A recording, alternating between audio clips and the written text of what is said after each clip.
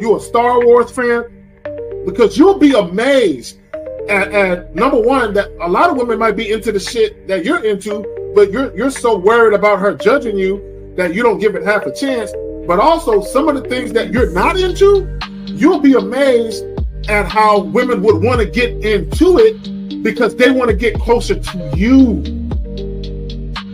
A lot of times they say shit like, "Oh, I'm free on weekends," or I'm usually free on Thursdays," or whatever the hell. So if it makes sense, then I schedule a date.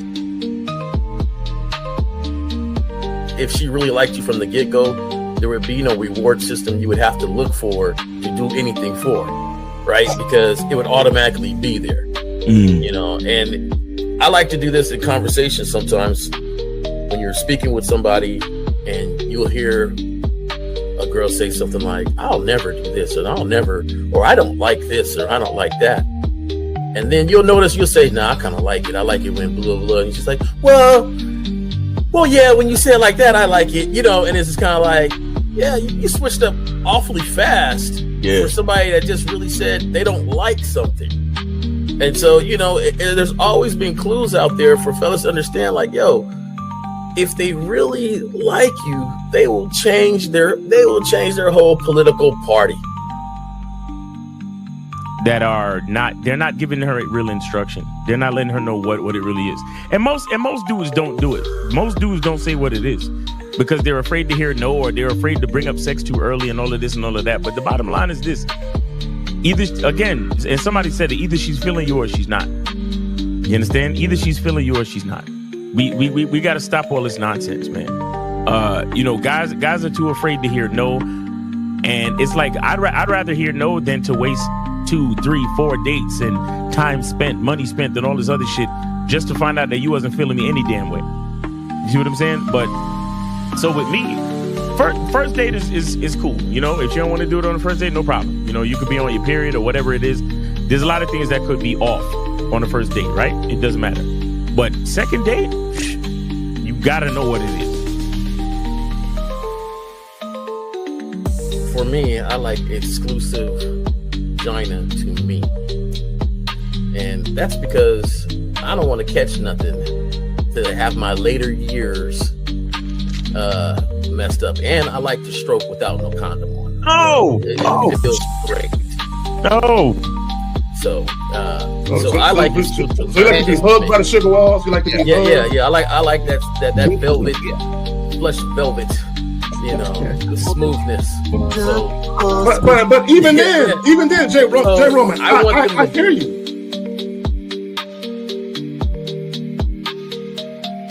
He don't get up for nothing. You understand what I'm saying? So, and the reason is because he has to conserve his energy to do 3 full workouts a day up until his competition date.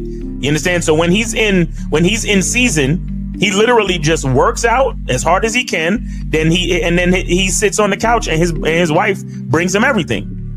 The only thing she don't do is fucking piss for him, right? So what I'm saying is, it's one thing to have a wife that does it, because you said earlier, these were the words you used. You said a woman who says, "Oh, I rock with this dude, so I don't mind doing this." But see, it's a difference between a woman who doesn't mind and a woman who cheerfully wants to do it.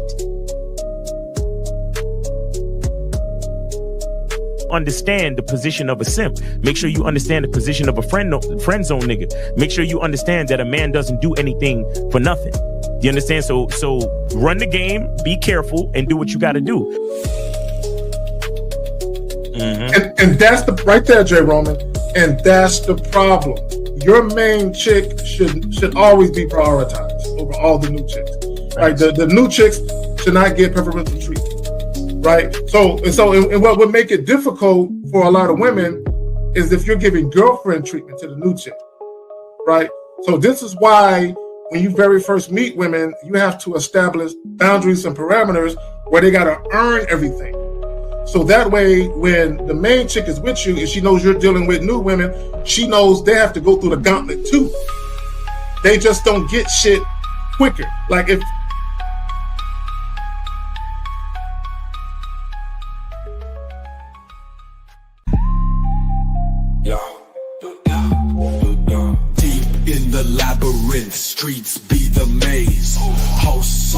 mic, Kerry K setting the blaze, sagging. Miles Cunham with the game so tight. J. Roman lit the torch, keeping it right. Manhood's the challenge, skill set to master. In a world moving fast, gotta move faster. Trap beat, pounding 808, shake the floor. Guided by the host, wisdom like law. Kerry K drops jewels, the crowd enthralled. Words cut deep, no need for brawls. Miles Cunningham, tactics sharp like a dagger. Navigates the game, makes the haters stagger. Journey to manhood, no easy feat. Lessons from the masters, words concrete. J. Roman with the keys, opens the door. Manhood's the path, gotta crave for more. Manhood's the challenge, skill set to master. In a world moving fast, gotta move faster. Trap beat, pounding 808, shake the floor. Guided by the host, wisdom like law. Yo, what's going on, everybody? It's the Manhood is a Skills Show. Yeah. Happy Saturday to everybody. What's going on, gentlemen?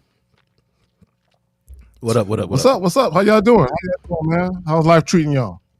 Chilling, man. Pretty good, man. Can't complain too much. And even if I did, who the fuck would give a fuck? Because ain't nobody coming to save me. Because I'm a goddamn man. You feel me? And manhood is a skill set, man. Hey, There you go. where's my Cash App on the screen here? Y'all didn't tell me how expensive it was to get stuff set up and everything like that. What? You know, getting this we for got that to and that right for there. this and all this other stuff. You know, got a nice little cost to it. Yeah. So Yeah, yeah. equipment is a thing. Yeah, equipment is a thing. Yeah. So you know, salute to y'all, man, for doing this thing, man. Yeah. Hey, I peace tried to fight it. I Peace tried by- to fight it. I Yeah. tried to put in the money. And the first time I met Steve, it was a minute. And after the joint, I think LaCarlia had a live stream, but just real quick, and he came on. And at first, Steve was looking at me like, "Who the fuck is this nigga?" Like Steve had that standoffish, like. So after I talked for a while, then Steve was like, "All right." It was like game recognized game. Then he started to kind of let down the standoffishness. So much so that later on, him and I linked up after the show, and that's where he kind of got in my ear a little bit. Say, bro, you got a lot to say, but why you being cheap, nigga? So he even peeped that just from that. He like, you gotta invest, bro, if you're gonna take this shit seriously. So Facts. That's real talk. And Mr. Justin, I got you, bro. I got you. I'm gonna send you the joint in just a minute. It's just, I got you. So Letting you know I ain't forget about you. I got it. there's my PayPal, folks. You can help that out. Help me get rolling. Real talk. Right there. So, what is real loyalty in relationships? I'm super excited about this, and the reason why I am because I really think we're probably going to disagree. I might be surprised by your guys' responses to some of the shit I'm going to say, and what prompted this was a Facebook post that I reposted to the Social Sexual Dynamic Facebook group. I'm gonna bring that post up in a minute, but I really want to talk about this when we talk about what is real loyalty in relationships. And one of the things I want to bring up, right, and I want guys to think about this, right. In friendships, loyalty is earned, but in relationships involving women, loyalty is demanded. I want to know why. You know what I'm saying? Why the rush for shit? Because a woman is involved. And what I mean by that is, like, let's take, how long you and LaCarlia been friends, bro? Damn, over 20 years. Okay. I'm sure in year one, it wasn't no undying loyalty to the nigga. I could be wrong. I don't know. Nah, we was just cool. Exactly. And I'm sure over years, there was a foundation of trust, and then it cultivated into something like it is now. So Right. for whatever reason, when it involves the opposite sex or vagina, it's like, I demand that you be loyal to me. And it's like, yeah, go ahead. Just real quick, I would say, see, you know what? No, I'm sorry. Finish, and then I'll get into it. Sorry. No. And I'm not saying that he loyalty, had something he already disagreed with. Look at that. You was right. I Zach. love it. No. I love it. See, to me, this is and I'll tell you where I'm coming from. Okay, I'll tell you where I'm coming from. So, let's say, for the sake of argument, I'm dating a woman, right? Seriously, and she's coming at me about being in a relationship, right? Because I don't look at loyalty as just the sexual part. There's other aspects to loyalty that's more important than the sex, right? So what I'm really, my mindset is really how I believe a lot of people view loyalty. They always look at the sexual aspect or the sexual exclusivity aspect. There's other aspects to loyalty, and the proof of that is in friendships and with family. There's no sex involved, but there's undying loyalty there, right? So my point is, back to my point, then I'll pass it to you, Miles, is in situations where chicks wanted to be in a relationship with me, I never asked them to be faithful. I never asked for sexual exclusivity, never asked for it, right? Now, they offered it. They basically said, I want to be, and my thing is, hey, I'm not asking for that shit. So understand, if you go back on what you're offering, you broke the contract. I ain't fucking with you. But go ahead, Right. Miles. No, well, so the part where you got that loyalty is demanded, that's like my first discrepancy, because as a man, I don't demand anything from anyone. Right? If I can't command it, then I'm doing something wrong. You see what I'm saying? If I cannot command the loyalty and the respect and the upholding of my standards and things like that, then I did something wrong. And so that's like my first thing, right? But again, it all, for me, like any, it goes right back to game. It goes right back to, everything begins and ends with the man. Shout out to Coach EO. Like, it's all about me and what I did. Like, it's funny because when I was younger and I used to catch myself arguing with a chick I was fucking with at the time, whatever chick I was fucking with at the time, I used to always think, oh man, this bitch is crazy. Like, why is she acting like this? Where'd she come from? But these days, if I have any type of misunderstanding or discussion, I literally can see where I fucked up and what I did wrong. Like, I literally see it, and it's in real time. In real fucking time. And here's the thing, it frees it. It's very freeing, but very fucking terrifying at the same fucking time. I don't know if you can understand what I'm saying. No, I get it. Because when you really see, it's kind of like those scary movies where at the end you find out that the monster is a manifestation of some mental issue in the mind of the protagonist. Yes. It's kind of like that. Like, you're staring in the face of a two-headed monster coming to fucking destroy you, not real. And then you, at first you're just afraid, like, oh shit, it's a two-headed monster coming to get me. What the fuck do I do? Not realizing that while you're looking at this two-headed monster, you created it. Like, a figment of your imagination. Like Fight Club. Yeah, like, it's yours. Like, you own that shit. And shout out to Boss Mac. Like, it adds another layer to that phrase that he talked about in Game Kings 2, when he said, if you chilling with your bitch and the devil busts through the floor, you got to act like you was waiting on him. You understand? You got to act like you expected that shit. You understand? And so, like I'm saying, it frees you if you know how to handle it, but it's also very terrifying, especially if you don't, or if you don't completely have a handle. But go ahead. Okay.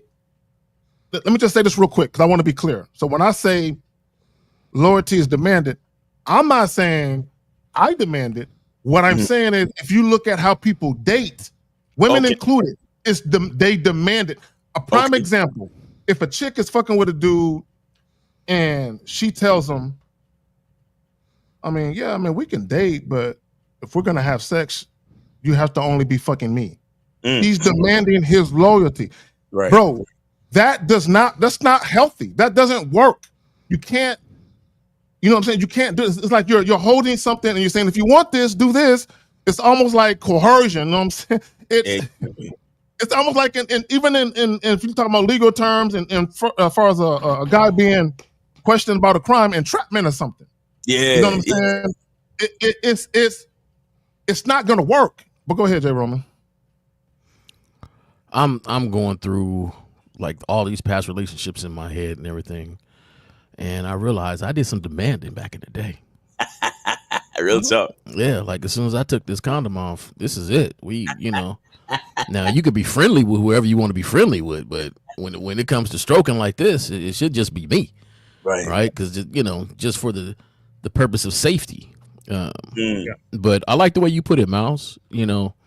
I demanded, assuming I was commanding it, and I think commanding it is when it's earned. And I think that a lot of times we don't ever get to the commanding it because we demanded it so quickly because we cut short the vetting process of who we wanted to be next to. Exactly. Yes, sir. I'm glad I chose Das. I want to open up that right there because I think a lot of people, when they think about loyalty, I think the first thing they go to is sexual loyalty. That's the first thing they go to. So I'm going to share this with y'all real quick. Let me find this shit. There was a fan, I reshared it and I put a comment, and I'm curious as to come on, Carrie. There we go, right there. So she says, lots of women have wasted good years staying loyal to the wrong man. My response, and when I reposted this, is people are not loyal to people. You're loyal to a belief. Most relationships are a needs-based loyalty, meaning as long as someone is getting what they feel they need, they're loyal to the situation, but not to the person. Now, me personally, I agree with what I said. That's my perception of how I view how people talk about loyalty. I'm curious as to how you guys feel about what the young lady was saying and the post in general. Well, so with yeah, please, yeah. So when I look at something like this, when I hear women say I wasted my time or I was fucking with the wrong man or things like that, what I propose or what I surmise when I hear things like that is that the woman sadly met a man who didn't know his masculine identity at the time, right? Meaning that it's a guy that he didn't fully understand who he was at the time. And so whoever he showed her to create that bond, to create that relationship, is like when she says the wrong man, what it means is that she was mistaken. You understand, from the beginning, because either he was lying to himself or he simply didn't know who he truly was. Right. So either it was a deception or it was an ignorance. And that's personally why I do what I do. Right. Because I want guys to be authentic and I want them to be honest. So the man that they present to themselves first actually makes sense to them. And then so the man that they present to others, especially women, because they're seeking our guidance and our protection and everything like that to create family, society, and family, community, and society.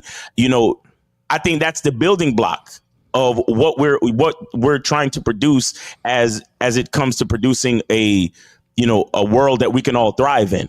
Right. And so things like that is, to say it's the wrong man, it's because it was a deception or it was a deception or an ignorance. Now, to say that it was a waste of time also lets me know that she still has an immature perspective of life in general, because in my opinion, nothing is actually a waste of time.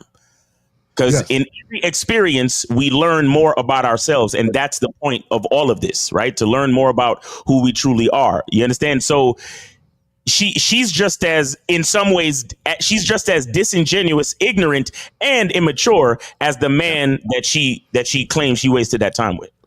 Take that. Okay. Now, here's my thing, Miles. And this is why I say what I said about people being more loyal to a belief than any particular individual, specifically as it relates to relationships between men and women, right? So what I got from that is, see, you were loyal to the belief that you would have a certain kind of relationship. Maybe you felt marriage was on the horizon. Right.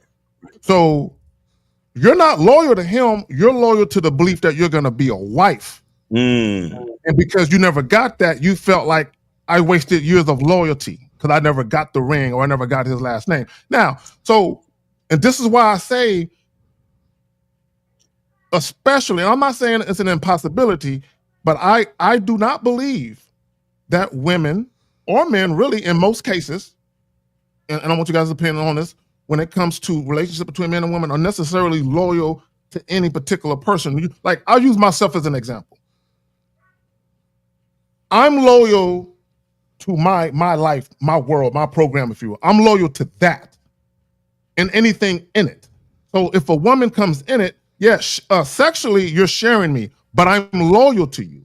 Meaning, if I covet you, if I'm fond of you, if you're more than just someone I'm fucking, I got you. If you need me, I'm there. Like if I can be there, I'm there for you. And I'm not talking about money, right? I'm talking about this. I'm there. I got you. Number one, I'm not talking shit behind your back, right? I'm not letting nobody talk shit about you, right? If another girl come along, I'm not trying to get rid of you because she's prettier. No, so to me, when I look at loyalty, I look at shit like that, right? And I think people, they look at sexual loyalty like that's the only loyalty that matters. Like nothing else matters but that. But y'all got it. You got the first thing I thought of was the same thing Miles did with, I don't believe in wasting time. I believe people make choices. And if you made the choice to stay and the choice to, like you said, for the situation, that's the choice that you made. So you have to be accountable for the choices that you made. Now, I kind of liken it like if you go to Vegas. I remember one year I went to Vegas. I brought $1,000 to burn. I'm not a gambler. I lost 40 of it within, I think 4 seconds. And I realized that, this ain't for me. I'm not the type of guy that's going to spend money doing this. Right. There's some that are. When they come back, they can't say, oh, I wasted money.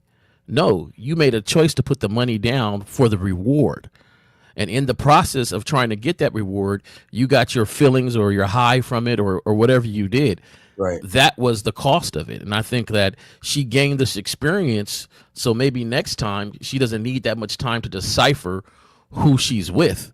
But at the same time, it wasn't a waste of time. And, and I'm in total agreement with you as far as the maturity of it. Like, everybody needs to start having a little more accountability for their actions because you create the world that you want to be in. Right. Male or female. So I also think that loyalty sometimes is put on like a term of good or bad, right? Like, are you loyal to me or not?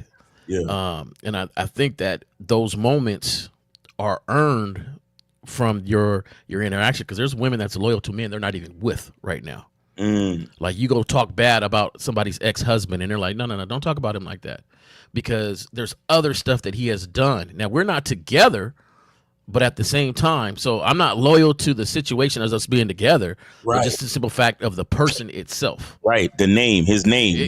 There we go. Yeah. Now we talk about identity. Yeah. So, and I think that, and that's vice versa. There's some people like, hey man, like you can't say that against somebody, but I can. Right. Preferably, I don't want anything said at all. If you really respect it, if you want to be loyal to me, our business shouldn't be out on the street. Period. That's right there. Now we see. Facts. But there's people that, live like that. And I don't know if it's partly earned or it's a quality they have inside of them.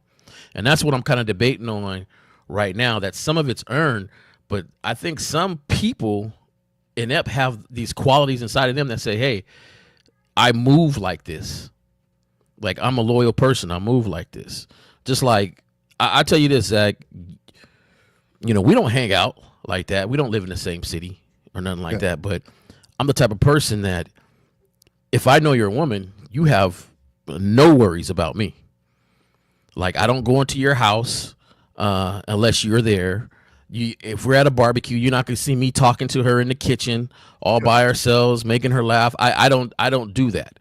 That's, you know, and some may say, oh man, he's real loyal to his boy, but I'm more loyal to myself and the type of guy that I am. Right. See, that's what I'm right there. You have a code. So it's like this. I have acquaintances. I know who you are, but I don't really fuck with you. Like there's no bad blood. They're like, oh, what's up, dog? But beyond that, we don't really speak. Then I have associates. So for me, associates, when I think about associates, if I associate myself with you, I have respect for you because I'm associating myself with you, right? I'm around you. My name is attached to your name and face and likeness. I have to respect you to say, yeah, I know him. I rock with him. Right. You know what I'm saying? Then I have friends, right? But it doesn't matter who you are. If you're in that category, I'm loyal to you. Right. So it's not about a particular individual. If I consider you a friend, you have my loyalty. If I consider you an associate, you have my loyalty. Acquaintance, I don't know you like that, nigga. It's so you don't count. You know what I'm saying? But y'all got it though, man. Right. Well, you know, it's so weird when I was out there dipping. If I knew your dude's name, I couldn't be the side dude no more. Like if I knew his name and knew of him, that's it.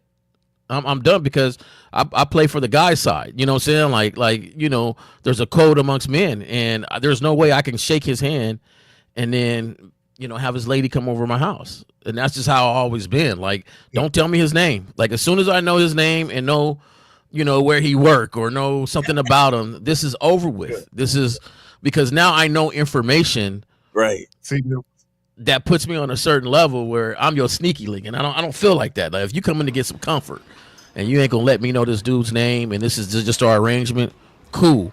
But that loyalty was to myself more than to the dude or to her. It was to myself. Now, I ain't gonna be telling nothing. Somebody, hey, you messing with my head. You got to talk to her about that. Whatever.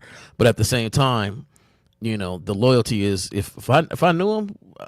This is it. This is done. Wicked Scorpion. That's just my interpretation of it. That's just how I feel about it. Like I categorize people like that. You know what I'm saying? No. What's going on, fellas? Hang on a second. I'm having some technical difficulties. Justin in the building. All right, what's going on, Justin? But Wicked Scorpion, go look up the definitions of these words. Acquaintances means somebody that you just met once or twice. So the words mean something. They can't be the same. Guys, what the fuck you think I mean when I say your language exposes you? Every word was created for a fucking reason. You understand what I'm saying? So go look up the definition of these words. It'll explain it exactly. Acquaintance is someone that you met maybe once or twice. Like, oh yeah, I met that person before. But associates means, like you said, Zag, you associate with them. Yeah. Like how we get together on every Saturday. We are associates. Yeah. Like, I wouldn't say we're friends because we hung out at the seminars and shit like that, and it's all good, and shit like that. But we are more associates than friends or even hangout buddies, and we all even live in different cities and all that. So it would, you know what I'm saying? It wouldn't make sense to really call each other friends, but we're definitely associates. Yeah, you see what I'm saying? We associate because dudes be calling me up, asking me about stuff y'all said, and the reason why is because we come together and we share a lot of the same viewpoints, talking points. Yeah. We may not agree on everything, but we are associated in the game and in the energy that we put out on these internet streets. You understand? So it's not the same. It can't be the same. And let me explain something to you. Words that have more than like 3 syllables If they are different words, usually they have different meanings. Words with that many fucking syllables are gonna have different meanings, bro. Like, period. Yeah. And I think that's a great point. I think if people knew how to correctly categorize people, you would understand that some people don't deserve the same energy as others. Exactly. I can't stand these niggas that be talking about, that's my friend. What? Yeah, like, you met that nigga twice and you talking about, that's my friend. What? Well, not only that, Miles, I'm like, so have you been around his mom and his father and his sisters, his siblings, his kids, his girl, backyard barbecue? You been around them like that? See, that's how I feel when I see, and I think it's goofy, and I don't care, when I see celebrities that pass and they be having R.I.P. such and such, and I be like, do you really know that person? Yeah. Like, I can understand, hey, you know what I'm saying? I feel sorry for I feel sorry for their family, their moms, their dad, their, the people that really are affected by them. Right. But I'm not throwing R.I.P. in the wind just as a trend, so people can read it on social media and be like, "Oh, okay." Like, nah, I don't know that person. Right. I don't know that celebrity. I feel sorry for their family. That's it. So, Thanks. There you go. What up, Justin? You good over there, What's brother? happening, fellas? Yeah. StreamYard lately has been a little bit glitchy. Like weird settings shit, making cameras not access, microphones not access has been real weird. Yeah. I'm good now. You getting that Zag-itis, bro. That's all that is, bro. Yeah. We'll get infected. I'm tired of this. I'm bringing note to everybody that's having issues. Oh, and I want to tell two quick stories because I want again, what is real loyalty in relationships? Okay, before I tell these two stories, one of my pet peeves is a woman taking what's going on underneath our roof and sharing that with other people to get some insight. I can't stand that shit, right? And I'm gonna tell you these two stories. Now, since I was a teenager, I've always felt this way. Since I was young, I've always felt that way. But when certain things happen, I say, and that's why. And that's fucking why I feel this way. I'll tell you these two stories, but I'm gonna tell you these two stories in one.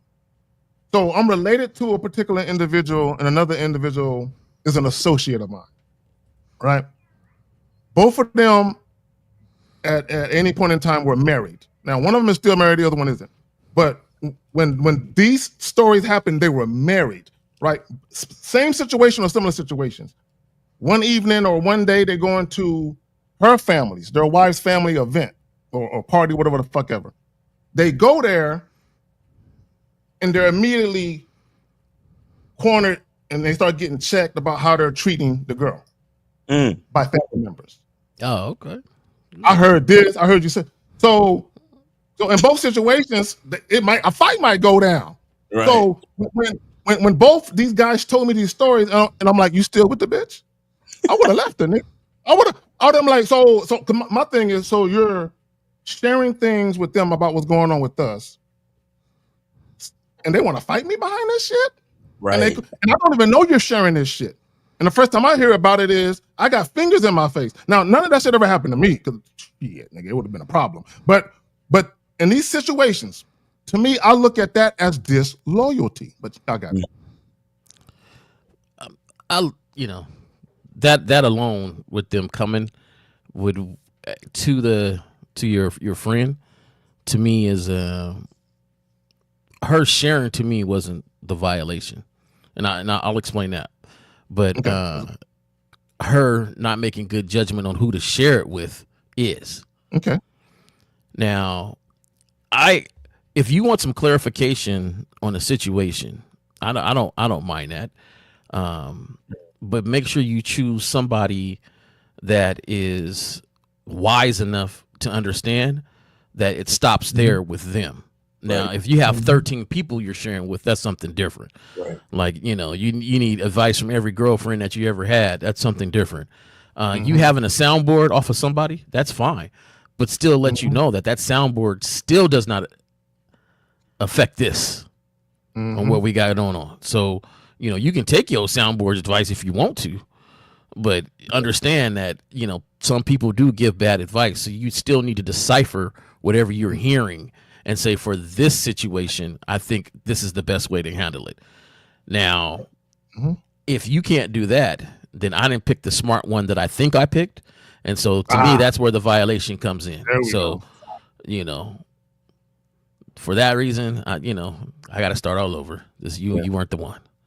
Guys, call in 844-672-7300. Go ahead and call in 844-672-7300. It's a free call, guys, so go ahead and call in.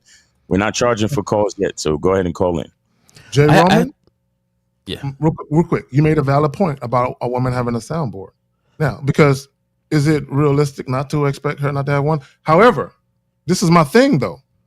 In the case in the two stories, what is she? Because she's sharing intimate shit. What is she sharing that got these motherfuckers upset? Because this is my mindset. If you're sharing intimate things that are going on or said between us with them, now I can't trust you. Now I don't know. Now I got to be careful what I say around you because you might share this shit. So the relationship is already corrupted. That's why I got a problem with that shit. But y'all got it. I know somebody in a similar situation, but they're a little more bossy and was like, I don't care what they got to say. This is what's going on in this household. So that don't mean nothing. You sharing it, them having their thing, and I will check your daddy. I'll check your grandfather. I will check everybody concerning this household. Yeah. And that's the way they chose to handle that. To say, hey, there's no running and telling, because sometimes they're sharing like they're telling and getting support. Right there. Support to have somebody else come and check you, and the person had to let them know, like, ain't nobody can check me. Yeah. This is how I am. So you got to figure out if you want to live with me like this or not. But you running to tell a parent or tell a sister or a brother and have them supposed to come check me, that ain't gonna happen. So. Okay, cool. Jay Roman, Mr. Justin and Miles, y'all want to speak to it? Yeah, go ahead, Justin. Well, I was just thinking that whenever you have those little signs, it's really problematic because guys will see these little signs and just continue. And that I don't understand. You get one opportunity, and that's the first one, to put things in alignment. And if the correction is absorbed, great. And you're like, okay, great. Things are moving right along. If there's any kind of resistance, shout out to Lucario, resistance equals disinterest, then just drop it. But so many people, they try to force a square peg into a round hole. And, like, oh, she's, this is my girl. I've known her for so long or whatever, It's like, it doesn't fucking matter. It doesn't matter at all. And they try too hard to make something fit that doesn't fucking fit. I agree. Hey guys, the calling line is open. 1-844-672-7300. 1-844-672-7300. Go ahead, Mouse. No, I was just saying, you want to get to any questions? Oh yeah, we do got a question.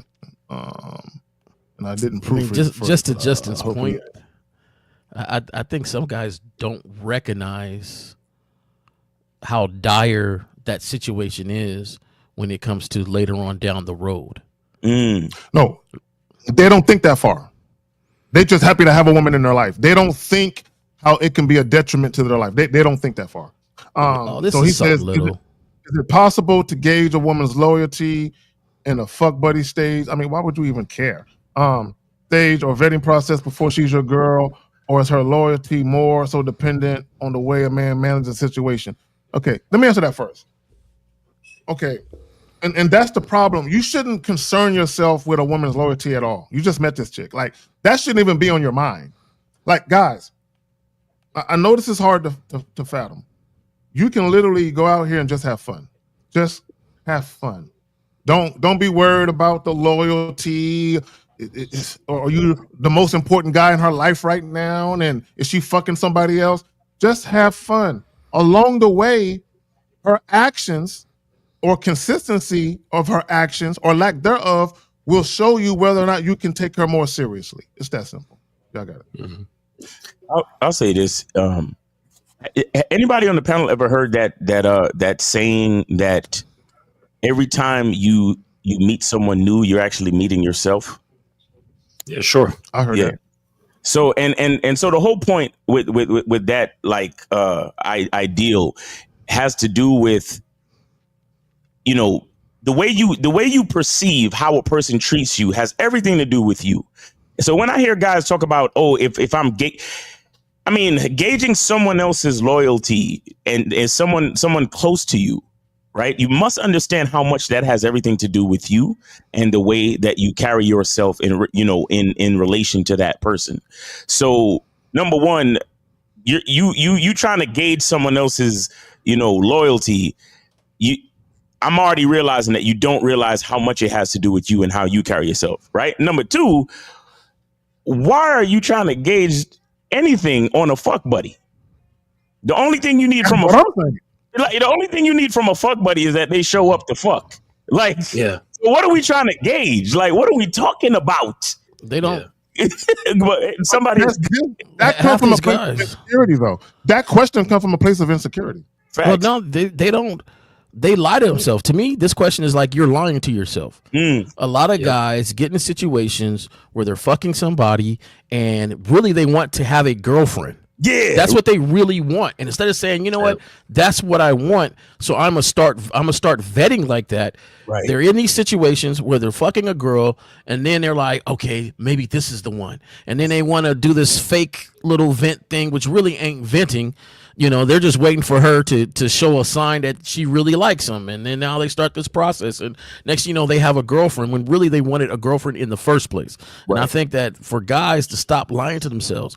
If you are a lonely dude and you don't want a fuck buddy, but you want a girlfriend, you have to proceed in such a way. That doesn't mean that you on the first date, you're like, oh, I want a girlfriend. No, that doesn't mean that. But that means that when you start your vetting process, you know what you're vetting for, what you need from them, and you're going from there. But a lot of dudes, they want to do this little fake vetting, which means all they're doing is fucking right now. Right. And seeing how many times she can come over and fucking. If it all happens that if she fucks more than 2 days, I think she really likes me. It's just like, nah, stop lying to yourself. You run the girlfriend. So your bitch as well.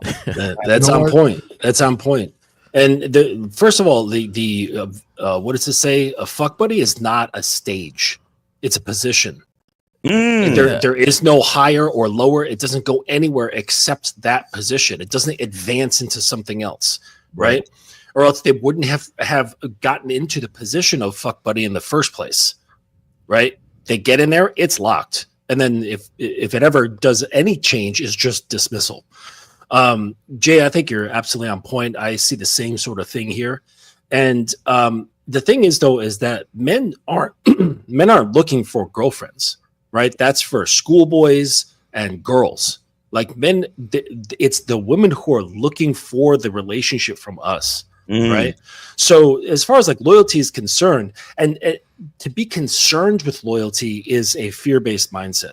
Right? That's what I'm saying. It comes from a mentality of lack. It comes from a mentality of like looking over your shoulder.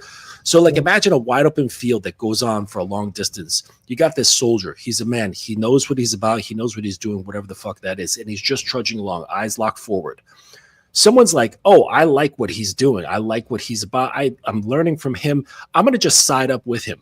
Maybe a glance to the side to see who's there. All right, cool. Doesn't change a fucking thing. I'm still going. And if they benefit the situation, maybe they reach out. Oh, let me kick that stick out of the way. Let me move that boulder for him. Like it, and they just keep going. That's loyalty. But if they start fucking around, getting less mindful, throwing stuff in his way or something like that, then it's just dismissal. But it's not like I'm looking around for somebody to join me. And if they do, I'm constantly side-eyeing them. Like that distracts you from being focused on where you need to go and what you need to do. So if they're there and they're loyal, great. If they're not loyal, they get dismissed. It's really, really simple math. Like you don't have to think about it too much. Exactly. That's real talk. I want y'all want to address the question? There's another question that's popping up. Yeah, I like that. If it's the Joey Creed. Yeah, I like that. I'm gonna let you go first there, Roman. But I definitely got something I want to say about that. No, go ahead. It's just I was just reading that question and I felt like it was a pretty good one. So he says, when it comes to loyalty, that's something you have to coach her how to be loyal. No, you cannot coach a woman to be loyal to you. Okay, guys. Okay, and this is what guys see. And I was hoping that I would get something like this because it goes to my overall point. The reason why a lot of you guys and women want loyalty because you want to feel special. You want to feel like the loyalty is tailor made just for you specifically. That's what you really want. You want to feel special to these bitches, bro. And safe. You know what I'm saying? And no, you cannot coach. Guys, here's the thing. The main reasons why a woman really can't be loyal to a man is because y'all are inconsistent. A woman cannot be loyal to inconsistency. So a woman has to be loyal to something bigger than herself. Okay, if you're inconsistent, how are you bigger than her? How are you bigger than her? I want people to understand, how are you big? If you're inconsistent, because in order for a woman to even begin to be loyal to something bigger than herself, she has to not only respect you, she has to admire you. But yeah, I got it. Yeah, that goes into something I was looking up. So there's this, so you guys are familiar with obedience, right? So obedience is the actions of, it's an action word, right? It's something you see, something you hear. Now, there's another word called obeisance, okay? Obeisance.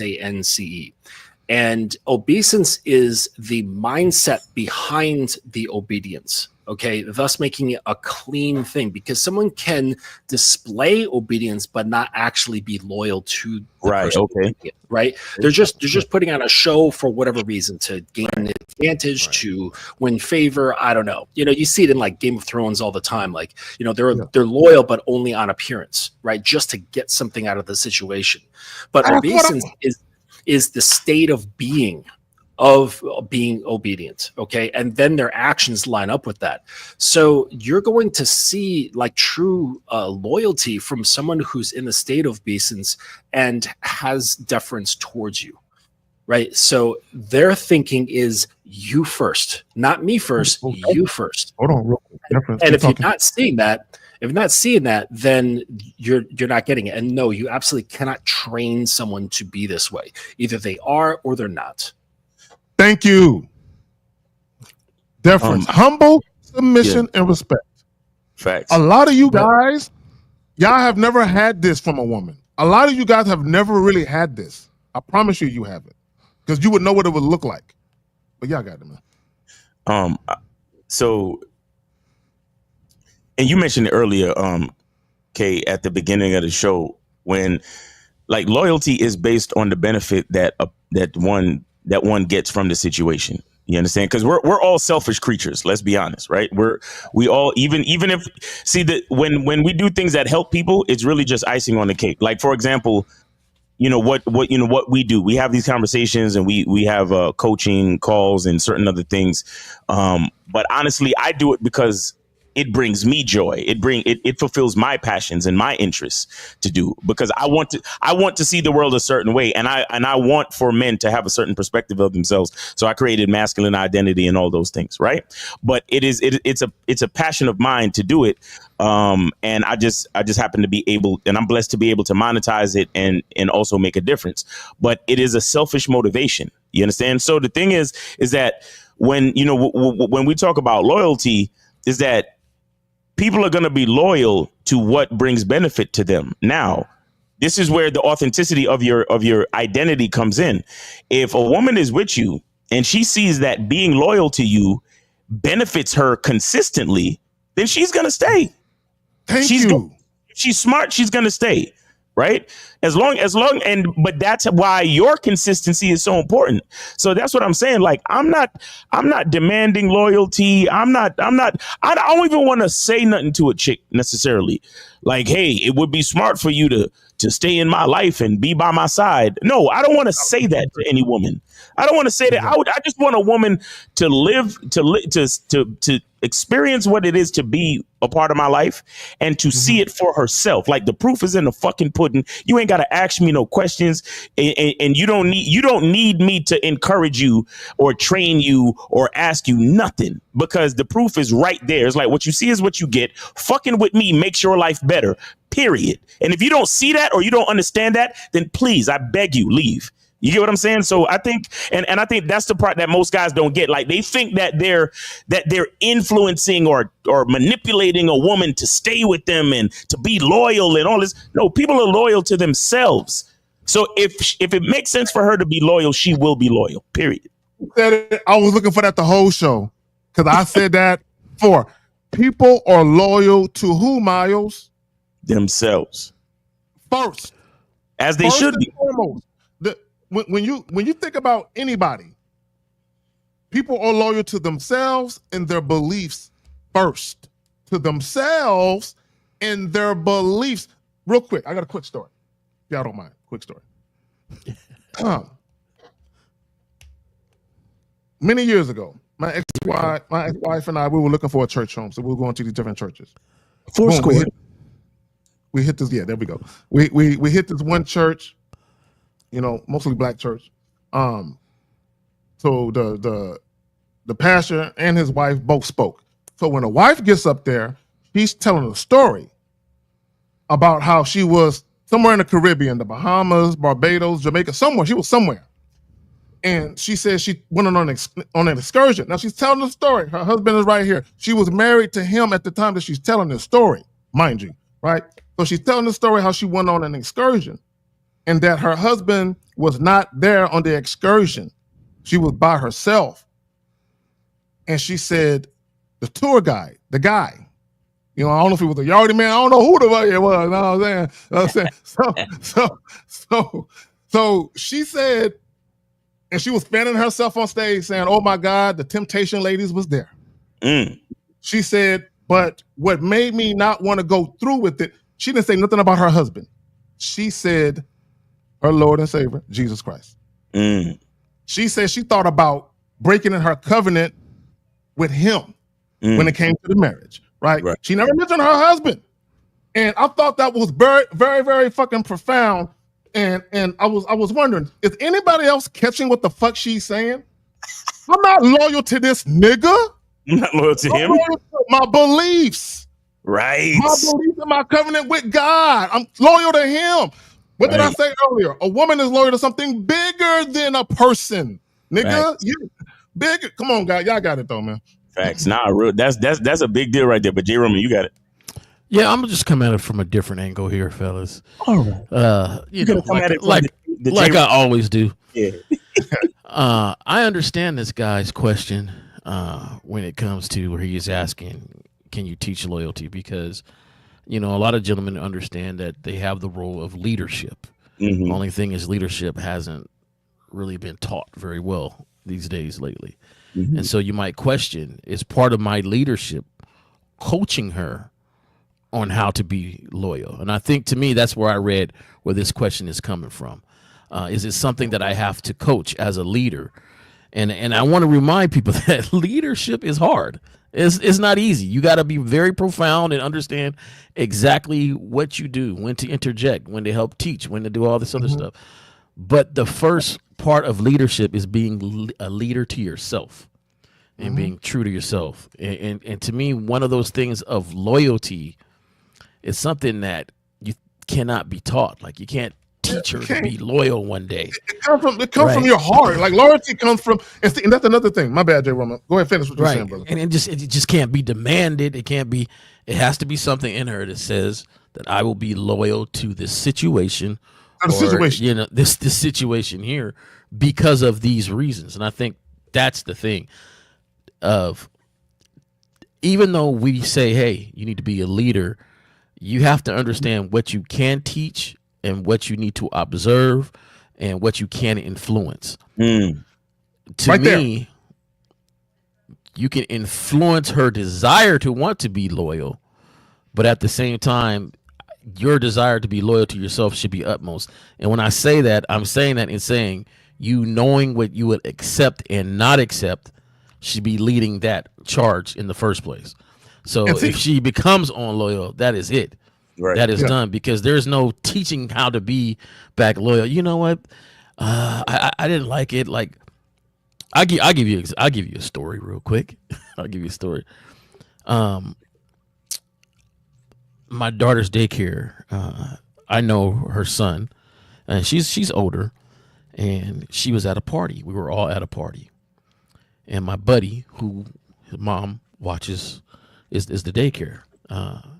She needed a ride home. Now, she's married. Her husband wasn't there. And so my buddy who had to clean up and stay there said, "Hey man, could you give her a ride?" So there's some association of how we all know each other. I said, "Yeah, no problem, no problem." Now when she hops in the truck and she realizes it's just us, she's like, "No, I'm gonna get a ride from her over here." Right. And I instantly understood, like, oh, okay. No problem. No problem. And it wasn't the fact that anything was going to happen. She's definitely older than me. She's definitely some, there was no thoughts of anything going on there, but it hit me that she didn't even want the image of driving back up to the house, getting dropped off in another man's truck. Facts. Right? That's a real one right there. That's a real bitch. She's loyal. That's loyalty. That's loyalty. It wasn't even the fact that anything would happen. Right. It's a ride, like going from one party to the, dropping off at the house. Like there wasn't going to be no discrepancy in time and all that. It's just that the fact that, hey, this is not going to look good. So let me go ahead and go over here and try to get a different ride from her. Even though the car is smaller, I might have to sit in the back. I'm going to do that just for the betterment of our household. And I like to use that. Do they make decisions for the betterment of their household, of this relationship they have with you? Are they loyal to that? It may not be you, just for the betterment of it. And, it was, I instantly was like, oh, shit. I'll give you another example of loyalty. Right. So let me ask this question, J. Roman.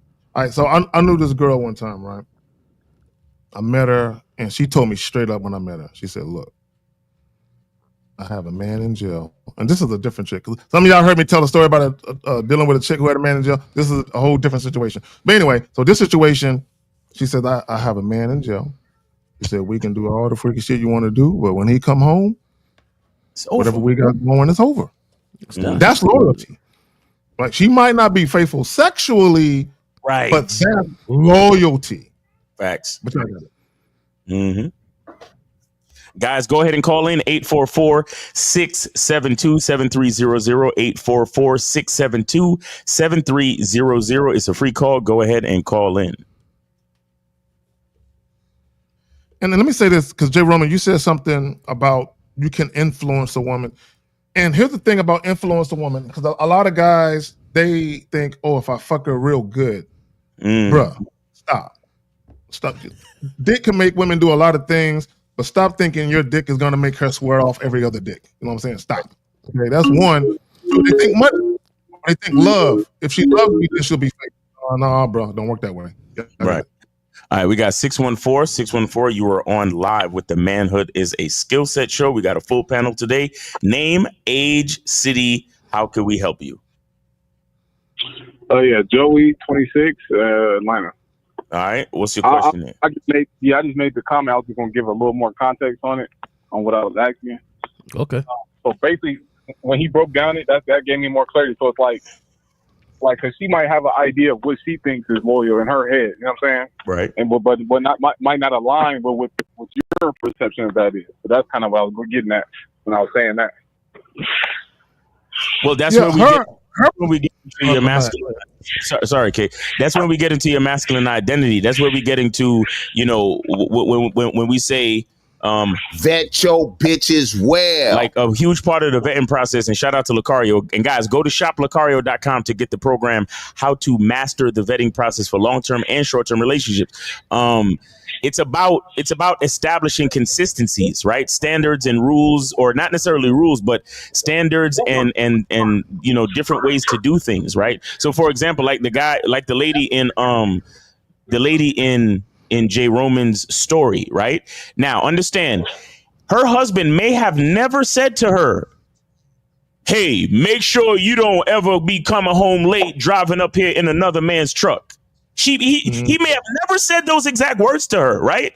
But because of the way that he treats her, because of the years and years of consistent, like, chauffeuring her around, meaning that she never drives when he's around. He always pumps the gas. He holds the doors. He treats her a certain way, and she covets the way that he treats her and gives her that queen treatment, right? Consistently. She knows that she would never want another man to drive her home. Do you understand what I'm saying?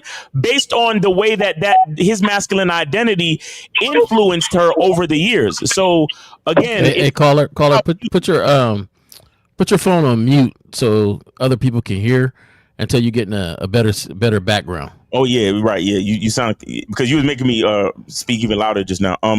Caller, you got a lot of background noise, so put your shit on mute. But yeah, anybody else got something to say? Yeah. So no, and we guys have to understand when we talk about deference, humble submission and respect.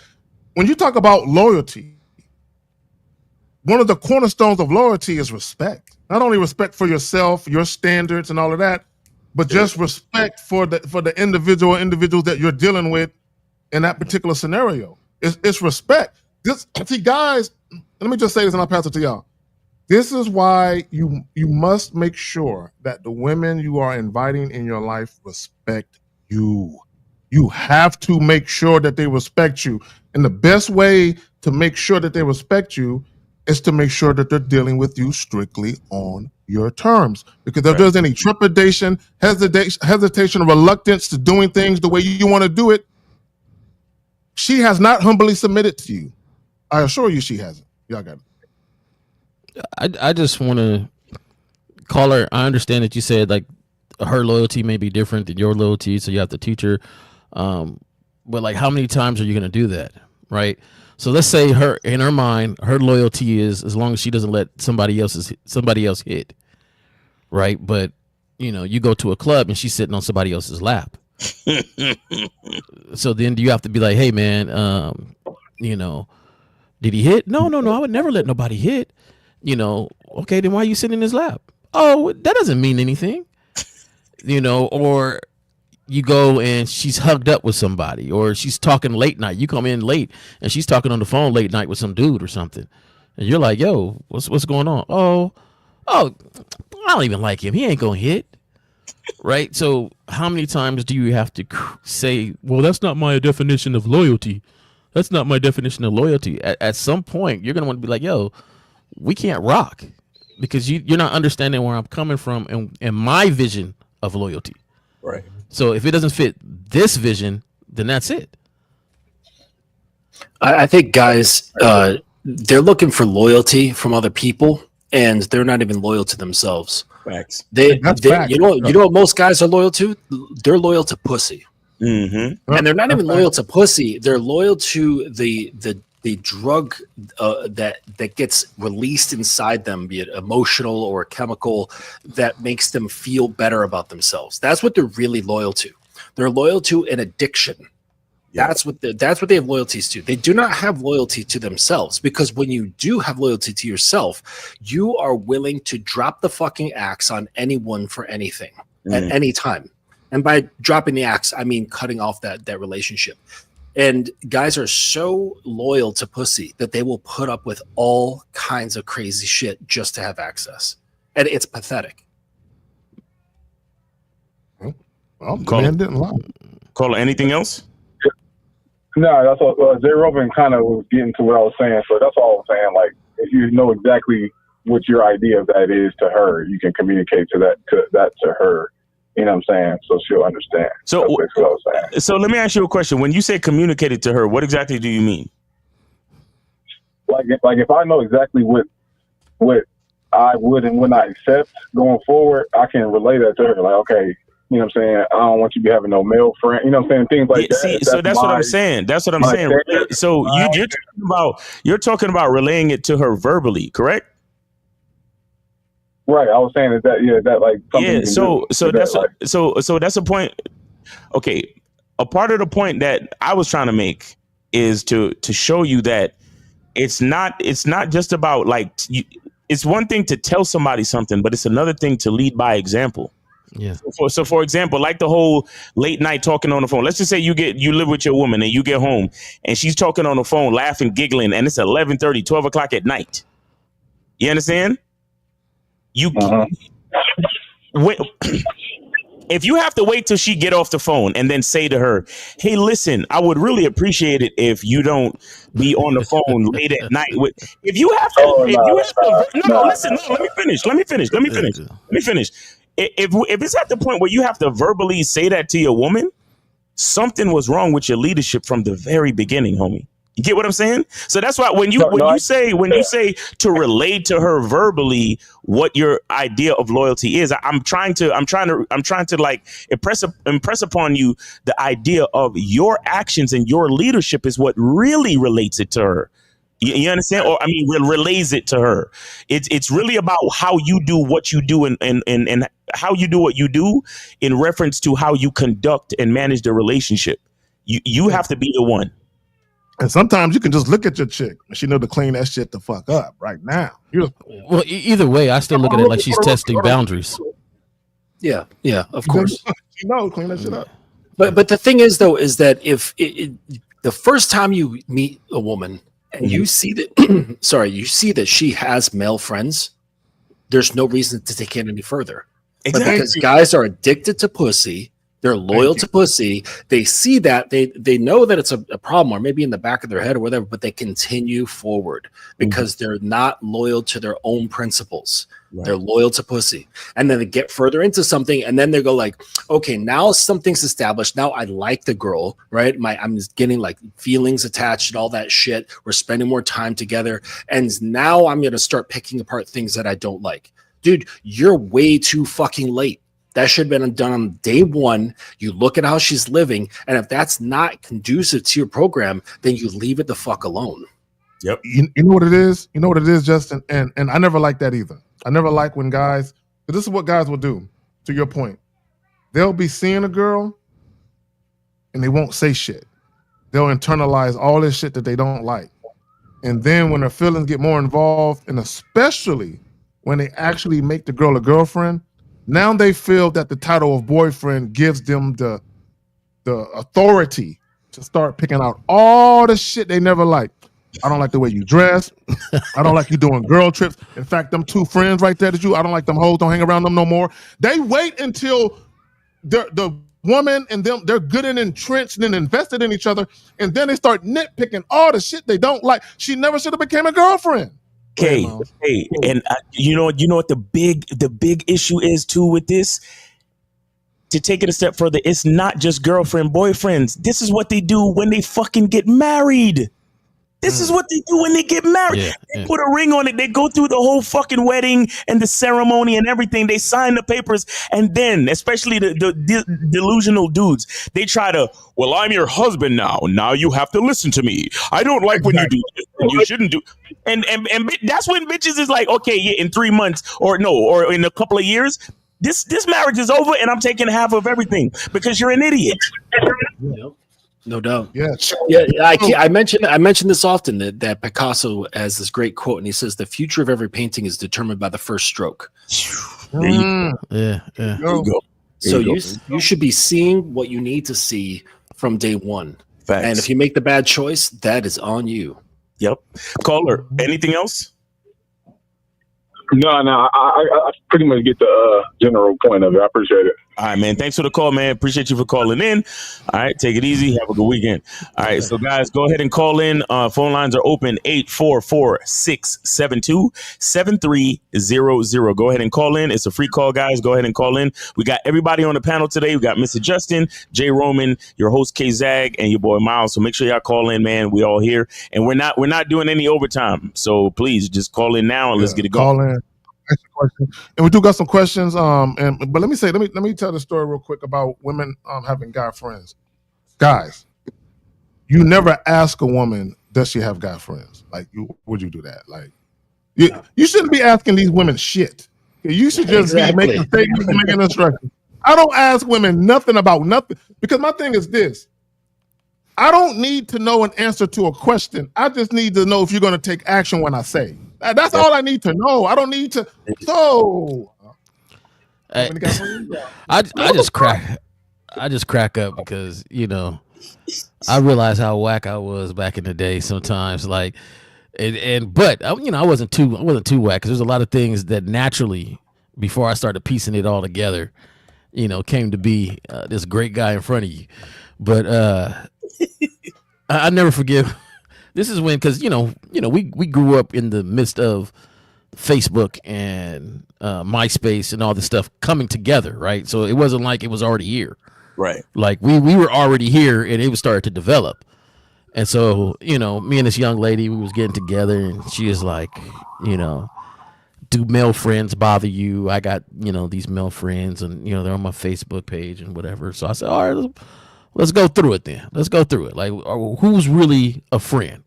And so, we went through and, has that other person got at you? They did this, then he's not a friend. He's just waiting. He's a patient wolf right now, just trying to, which one are you using? Like, so we went through it. And then she turned to my page and was like, well, if we did my page, let's do your page.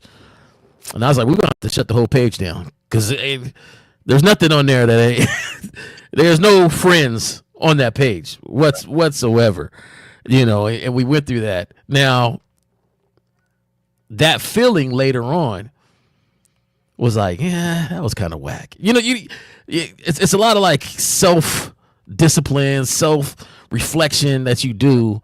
Yeah. And later on was like, yeah, that's kind of whack. And then later on in that relationship, we was at this little party, little couples thing. And she's like, oh yeah, he told me we went through our friend list and stuff.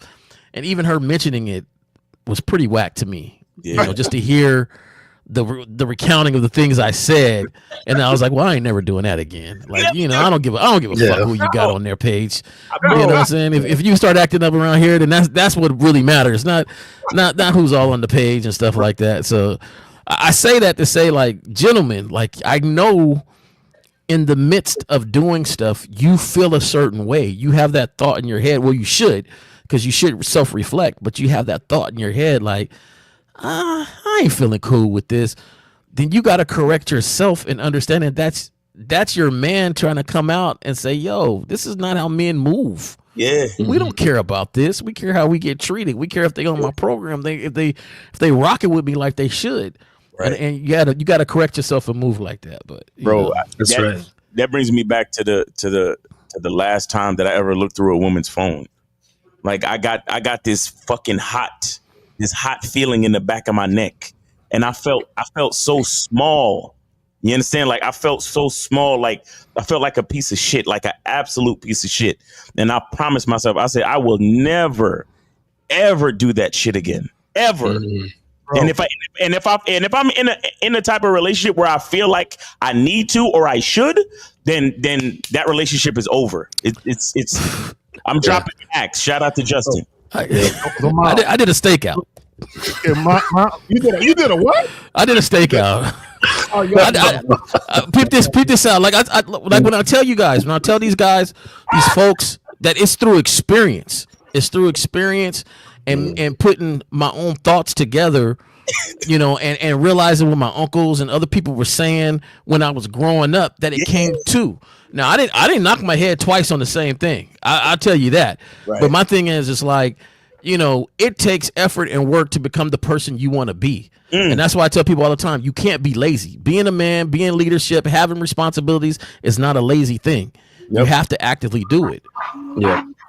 And see yourself as you are, not the way you think you are. Right. Because that's what brings you to truth. And then you look at certain your behaviors and go, man, that was some shit. That was some straight bullshit that's never happening again. Yep. It's my brother's comment that rings out in my head just real quick. My brother called me and said, hey, what are you doing? And I said, man, I'm sitting here staking out this car. He said, I'm going to come down. I got a date. I'm going to come down and kick it with you for an hour. Right? That's it. Just 1 hour. So he came and kicked it with me. And we sat and talked. And he said, man, you really want to know? And I was just like, man, I just want to know. I don't know what's going on. Something's going on. Something is funny. Something's going on. Before he left, he said, hey, bro, if you got to do this, your shit's fucked up already. right? And he hopped out the car, and I never forget that. And he's never ever said that to me again. Right. Like, I got, it's not by lucked out. I used to say, I lucked out and got some cool friends around me and some people that's solid dudes. Yeah. That they ain't about the BS. But, he looked at me and said that comment, and he's never brought it up again. Never brought it up. Like, now we might joke about it later on, just in when we're all sitting there smoking a cigar and we're laughing about the past and stuff. But that statement rang in my head over and over and over again. Questions, real quick, so, Miles, are we good on calls right now? We're good on calls right now, yeah. Okay, we got some questions. I just want to say this before I get to the question. I never went through a woman's phone, but I remember the first time that a woman offered her phone to me to go through it. Yeah. I felt sick that she even offered it to me. I'm looking like, get it away from me, because I'm like, cause I couldn't see myself. Like, sure, let me look. I couldn't do it. I just couldn't see myself doing it. So I felt dirty. I was all through it. I was all through it, detective. All right, so let me go right here. So this guy can ask the question. Why shouldn't a man fall in love? My simple answer is because you're a goddamn man. That's it. I don't know if y'all want to answer it. That's my only answer I can give them. Yeah. So when I fall in love, again, words, right? Language exposes, right? So to fall means that you are moving without control, right? You are descending without control. And it's interesting why they call it fall in love and not ascend in love. It's interesting that they call it that. But anyway, so, so to fall in love means you're not in control, right?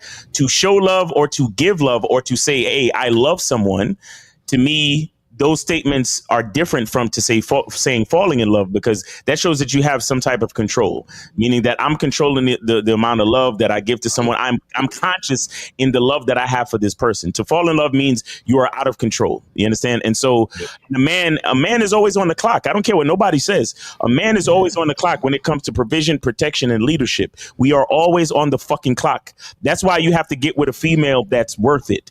Okay, because if I'm always on the clock, then the bitch got to be worth it. The female got to be worth it. The woman, the lady, whatever, she has to be worth my time, my energy, and my masculine presence. So falling in love is not an option for an actual man. Maybe for males and maybe for guys who don't know who they are and the average dude out there. But falling in love is not an option. But the reason why falling in love is an option for a woman is because we're always there to catch her. Therefore, she's able to fall and we can always catch her. Yep. A man is a woman's safety net. Believe that. Exactly. Mm. Yeah, I think to have this question in the first place just shows that you're not a man, right. because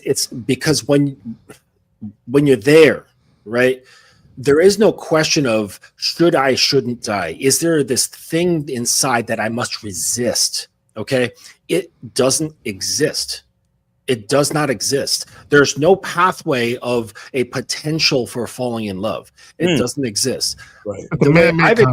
The way I've experienced this is, I'm not a religious person, but the way I've heard it in like a Christian context is like the way God loves his children. Right. Exactly. That is the way a man loves. It's not this possessive, singularity, romantic, emotion-flooded sort of thing.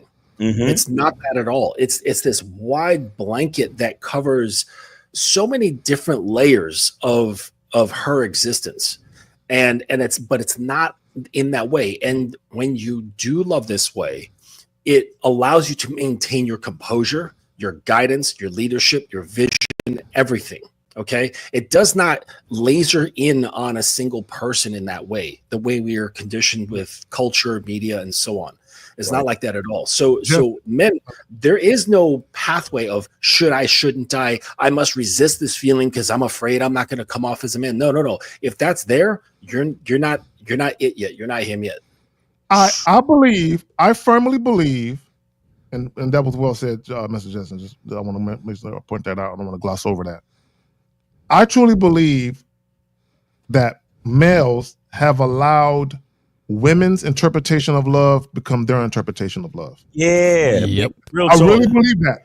I believe weak ass guys out here they have been influenced by, because if you even falling in love, even the fact that a guy would say fall in love, what man talks about, bro, that's some romanticized view of what love is.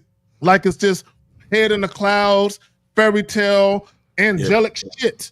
Like the heavens opens up and oh, come on, bro. In real life, that's not what love is.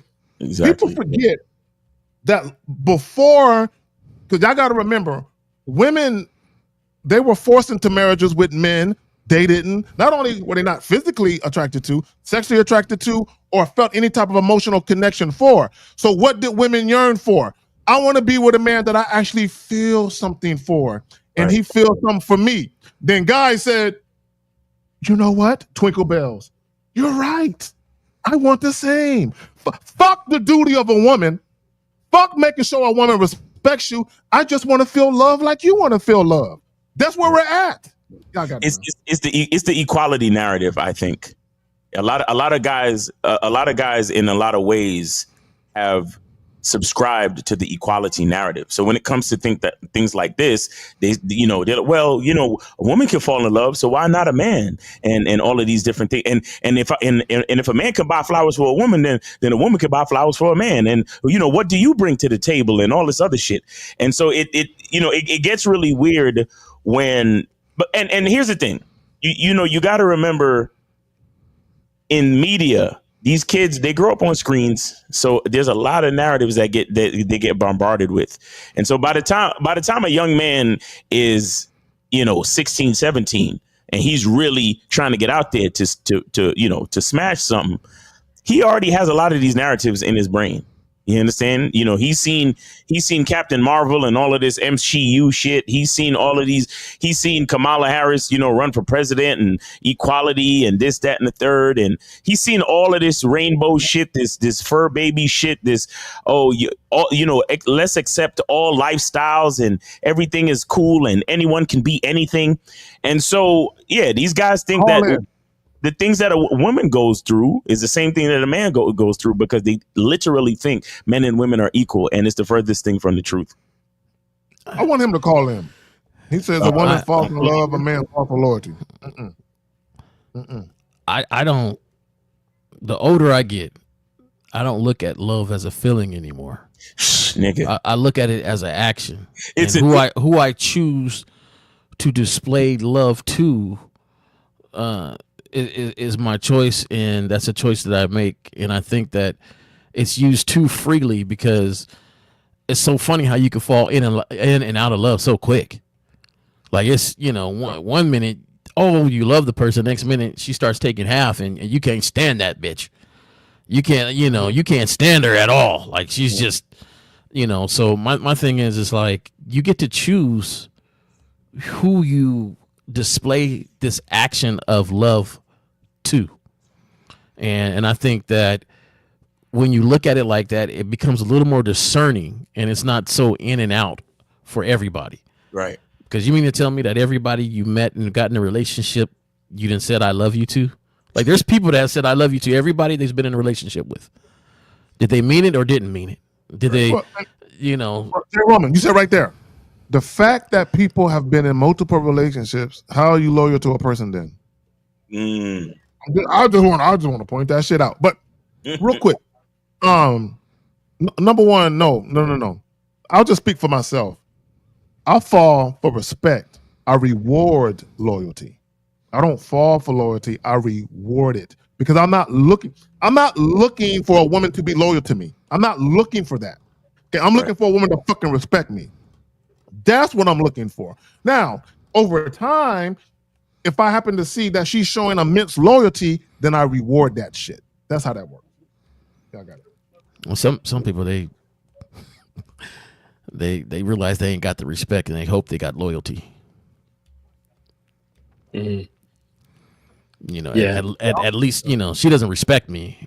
I hope she's loyal to me at least, and not going out and giving this away to anybody. Some people they settle for loyalty if that's the last straw, because you'll be in a fucked up relationship until the person goes and cheats with somebody, and then that's the last straw. That's what I'm saying. So, and I And think, not even then. Yeah. and I think that's the problem, though. People, my thing is, if you happen to come into contact with a person and y'all have a great relationship or whatever, and that person is loyal to you, great, wonderful. But I don't think men or women should be seeking it because it heaps unrealistic expectations on people. It just does. It's kind of like, and I talked about this where there was a couple of different Facebook posts where there was some messages shared between the man and the woman, where the guy took the woman out on a date. She got home, took her home, or she got home, he went home, and they're still messaging back and forth. And he's asking her, so what are you going to do next? Oh, I'm about to go out on another date. And then the guy gets mad. Right. And see, you're mad because you're expecting her to be loyal. She just fucking met you. Right. Well, why would you expect it? Number one, why are you even messaging her back and forth after the date is over? Go live your life, bro. Exactly. Date is over. I got it, man. Shout out to Boxing Plug Day with $2 super chat. He says salute to the panel. Thank you for the game.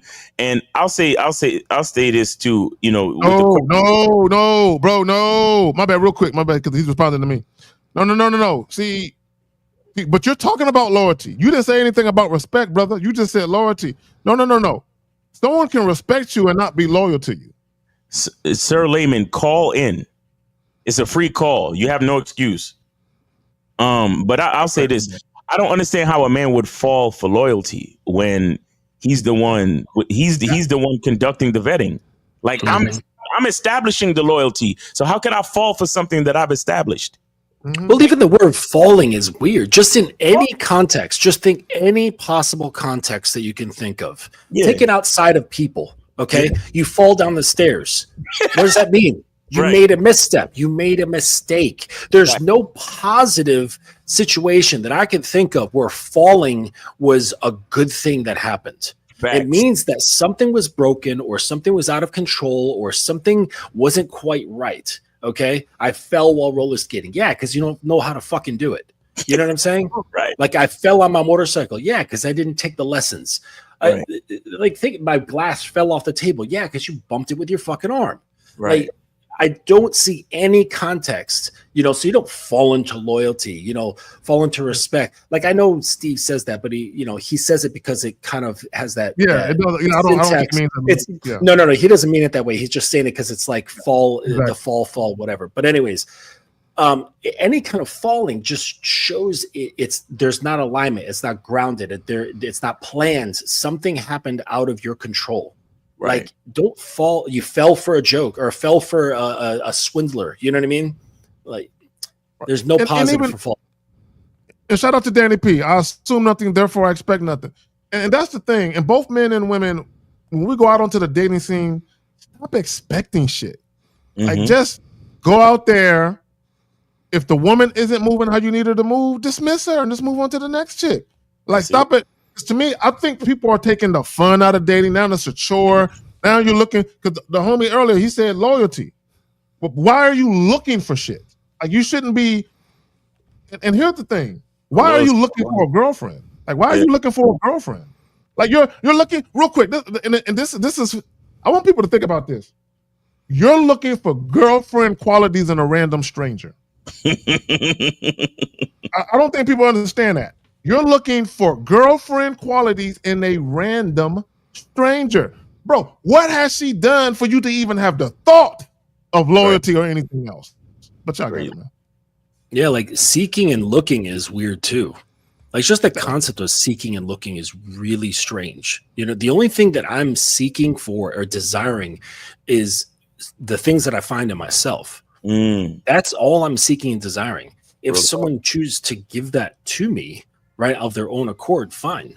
You know what I'm saying? And then from that point, I will see how well and how easily they adapt to my program. That's it. It's not like, who can I find? Who can I find to bring in? You know what I mean? It's like you're reaching out. That's an expenditure of energy, your attention, your time. You're fracturing your mind away from yourself. It's none of it is good. That hungry spirit. It's not good. Also, Mr. Justin, if you think about it, right? I remember one of my exes, Okay, when I broke up with her, she was still in her late 20s, right? I think she was like 27-ish, something like that. So when I broke up with her, she said, right after I broke up with her, maybe about, I don't know, a few months, she made a comment about wanting to be married before she was 30. Like, she just made some offhanded comment. And I told her, I said, that's a dangerous statement to make. And she said, why? I said, because the first guy you meet that gives you any kind of little clues that he might have some characteristics, you're going to push all your chips to the middle of the table with that motherfucker. Because in your mind, you already have a deadline before you're 30. So if you meet him at 28, now you're trying to rush it. I might have me. So now you have just expectations of this situation. And people don't understand, what is that? Your thoughts become your actions. So when you say, I'm looking for a wife or I'm looking for a husband, now you meet people and you have these expectations of these people that's really unfair, right? Not necessarily just for them, but for you. Because you can have a great person in your midst, but because you're heaping these unfair expectations or unrealistic expectations upon them, you're fucking up your own shit. Facts. I think it's the timeline that bothers me the most, though. It's the timeline that bothers me the most. Because now you're not dating the person, you're dating your timeline. Yeah. So when somebody say, I want to be married by this time or that time, to me, that bothers me the most, more than I want to, settle down and be a husband or be a wife. But when they put a timeline on it, now you're not dating a person with the qualities you want. You're dating somebody you're just cool with to meet the timeline. Facts. And you fuck up. You make mistakes. You choose the wrong person. Every time you'll choose the wrong person, bro. Every fucking time. Because it's really coming from a place of loneliness, desperation, insecurity, validation, everything. All of that shit is coming from all of that. The need to be with somebody, and the need to, bro, I think the need to feel special is dangerous. The need to feel special. I think that shit is dangerous. That's the reason. That's okay, we got some questions. That's the reason why no, I was just saying, and with all this, 50% of marriages and all this stuff, I think that's the real reason why, marriages fail or have issues, man. There you go. Facts. All right, so let's hop to this shit. So he says, I know this question may sound crazy, bro. See, guys, you can't do that to yourself. Don't do that. Okay. How can someone rebuild his trust in himself? For example, he promises to do things, he does not, and then he unconsciously loses respect for himself. Well, did you ever have respect for yourself? Did you ever have it? That's the better question. Did you ever have it? And if you had it, something must have happened where you lost belief in yourself. So what outside entity caused you to lose belief within your own self? Y'all got it. My question is, where's your gratitude? That's my question. Like, if you're losing respect for yourself, for what? For what? Because you fell short of of certain things. Like, where's your gratitude? Like, again, having all these negative perspectives of your all these negative self perspectives or self perceptions. I think it just stems from a lack of gratitude, because you have, if you're not choosing to be grateful, then you have no foundation to build upon. So it's always going to be easy for you to choose to think of yourself negatively. Yeah, I think this person's outlook on themselves was damaging. Mm-hmm. Even at my lowest point, I could be grateful I'm alive and have the ability to change and grow and build. Yeah. And I think the first thing is you got to be honest with yourself. Don't make promises to yourself that you're not that person. Like, if you ain't got up to work out in the last 20 years and you say, tomorrow I'm gonna go get up and work out, but yet you didn't set up anything, you didn't set up a schedule, you didn't even prep a meal prep or anything. You can't make a promise to yourself you're gonna do something that deep down inside you're not gonna do. You didn't set yourself up for success. Mm-hmm. And my thing is, and even if I didn't get up to go work out, I'd be like, man, I know I should have got up and worked out, but I ain't gonna feel disrespect for myself because I know I still got the ability to change and do things next. You just can't lie to yourself and not set yourself up. You got to be a man of action. And I think, don't make promises to yourself that you already know you're not going to keep. Yep. Yeah, what helps with that is not doing it the day of, but actually the day before. So in the exercise context, pack your bag and put it by the front door the night before you're planning on going to the gym, because you're going to see that, and it's going to be that little poke to yourself to say, hey, remember what you did? So it's a little bit harder to sweep it under the rug. Like all of your plans should actually be done the day before for the next day. And then in the morning, after your morning routine, you're having your breakfast or whatever, you review that list. Okay, you don't make the list while you're eating breakfast. You review the list that you made the night before. And as for this question here, the guy I think doesn't want to respect himself. I don't think he even wants to, and that is worth a deep dive. So really, what you got to do here is a deep dive. Okay, like sure, on the surface, I would say, you know what, just do just whatever thing you say you're going to do, work really hard to doing it. Whatever it is, just complete it. Get comfortable with the discomfort of doing something when part of you is like, oh, I don't want to. Okay, just fucking do it. But then on the back end, there's the slower, deeper process where you got to start doing some deep diving, either with a mentor or some writing or a therapist, and really dig into the layers behind why you want to lose respect for yourself. I think maybe it's like you feel you don't deserve it. Maybe this is something you learned in your childhood. Maybe your parents talked to you like you were a piece of shit. Maybe they locked you in the stairs or in the closet under the stairs like Harry Potter. I don't know, but all that stuff it's significant and it matters. And I don't even think you want it, right? I think you want to not have respect. So that's my advice. All right, caller. Okay. You have it's not a caller. We answering a question. That's a question. Well, speaking of which, guys, go ahead and call in 844-672-7300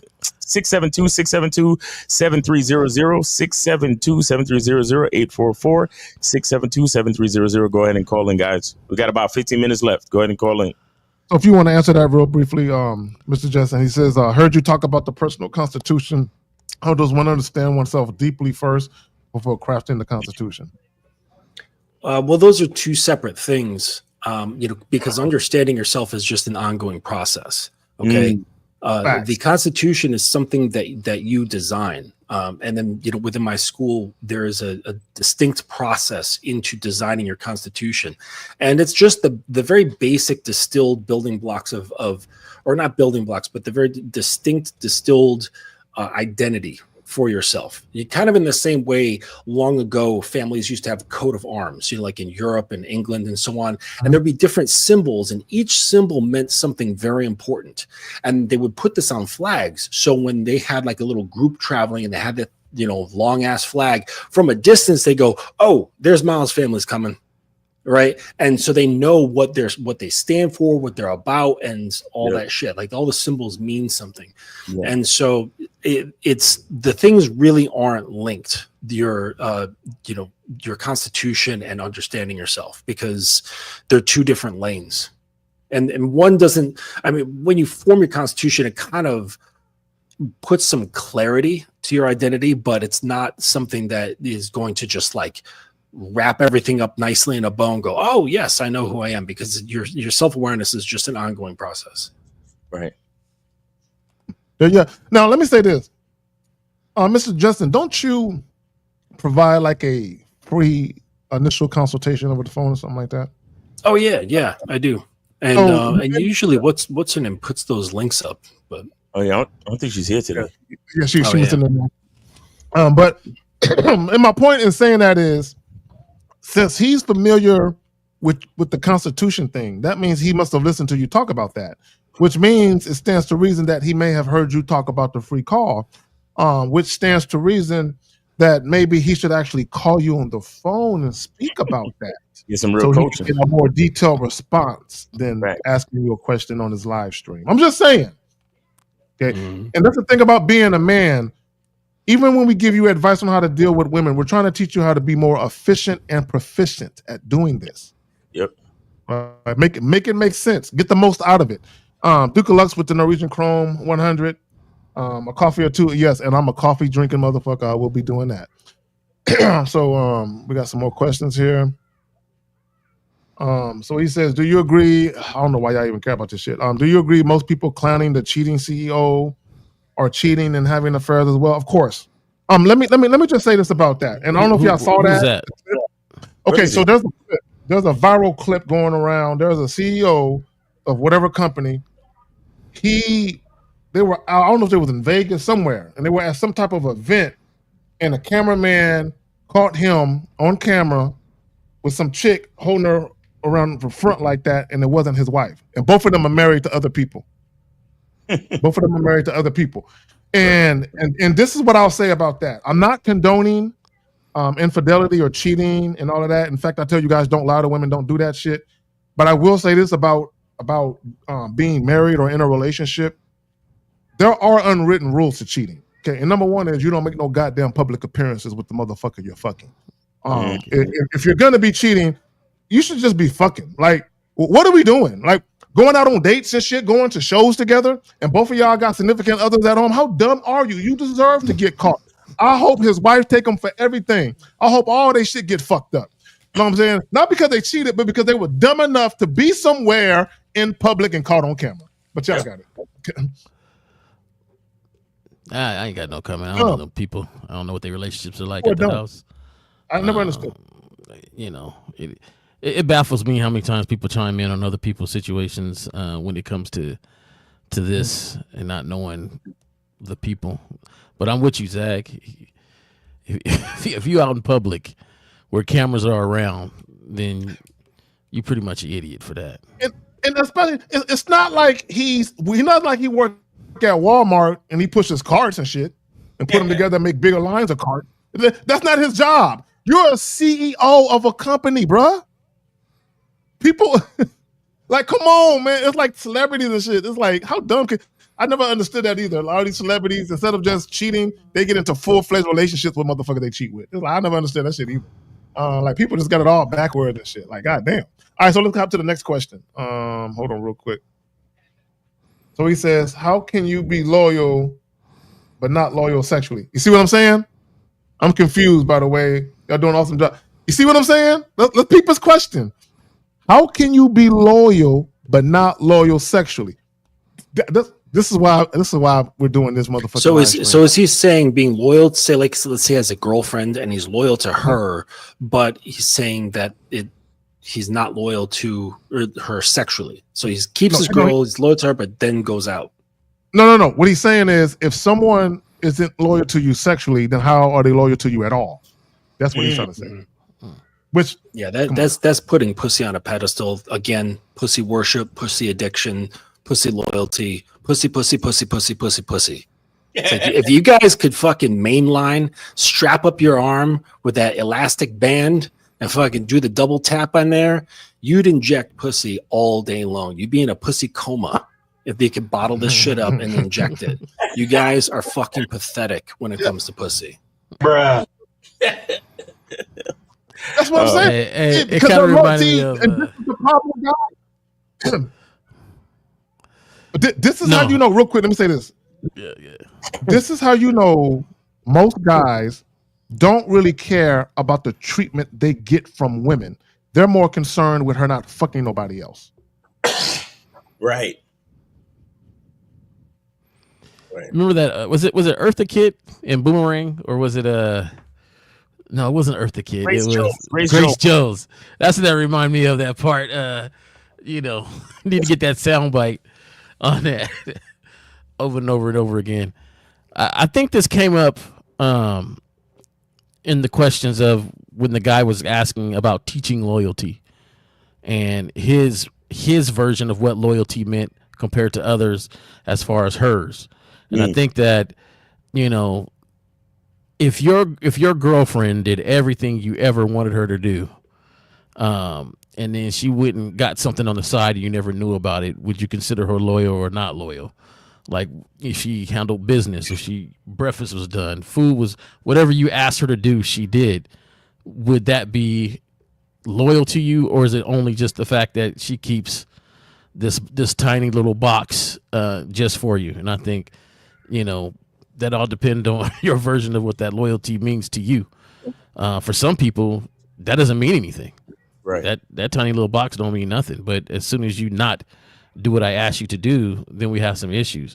And I think that that's an individual thing to whatever program that you're going to have for yourself and how you want to live.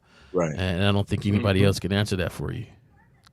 Jay, I think this goes back to what I forget. One of you guys was saying this, where thinking that like dick creates the loyalty, right? And there's this whole just like genital level of looking at how people are connected, and that's where loyalty lies and things like that. Loyalty is a thing of the mind and of the heart. Right. Let's go with this call. Right. All right. So we got 510, and also thank you for your Cash App with the 10. Appreciate you. 510. Go ahead. You are on the Manhood is a Skill Set show. We got a full panel today. Name, age, city. How can we help you? Hi, my name is Aaron. I'm from California. I'm 36 years old. All right. What's your You question? guys hear me? Yeah, we got you. Okay, so I know, like, I just found your guys' channels recently, and before I found your guys' channels, there's a chick at our work. I work as a security officer, and the chick at our work is a client of ours, right? She's the property manager, so basically I used to check in with her and everything, and I find her really attractive. And okay, go ahead. I mean, I find her attractive. Like, I mean, I can't help it. Like, I'm biologically wired. Yeah, you can't help it, right? Yeah, it's exactly just like Mr. Justin said. It's an addiction. But go ahead. Yeah.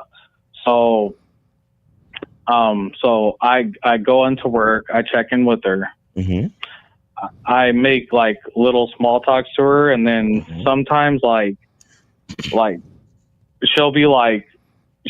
I feel like she would be like into me, like you. Oh my god! All right, wait. What? All right, so let's get because we can't listen to too much of this, but let's get. There's already so much wrong with it. Yeah. Like, let's get to the point where you want to accomplish something. What are we trying to accomplish by calling into this, please?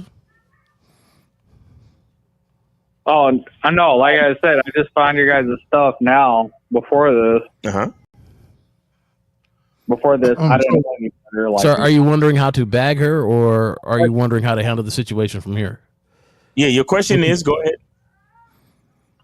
My question is. So I was telling her. No. Caller. Okay, caller. Let's ask it another way. Do you want to put your penis in this woman's vagina? Yes. Or her mouth or her butthole. Yes. Yeah. Or between her fingers. Yes. So okay. So are you trying to you called us to figure out how to do that? Is that what we're doing? Yes. Okay. So let me ask you this. And how long have you been working with this woman? Yeah. It's been like 3 months. And how old are you again? 30-something. 36. 36. So when you first saw her and you felt like, ooh, I would love to have sex with her, how come you didn't approach her and talk to her then? Because my supervisor was standing right next to me. Okay, it's a job. I don't mean literally. Brother, I don't mean literally. What I mean is once you saw her and you realized that I would love to have sex with her, how come you didn't immediately approach her when you had an opportunity to? Why did you wait 3 months?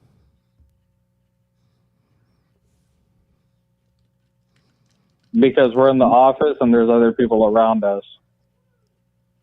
When you go to the grocery store and you look at a woman that is very attractive and you say to yourself, I wouldn't mind having sex with her, do you go approach them?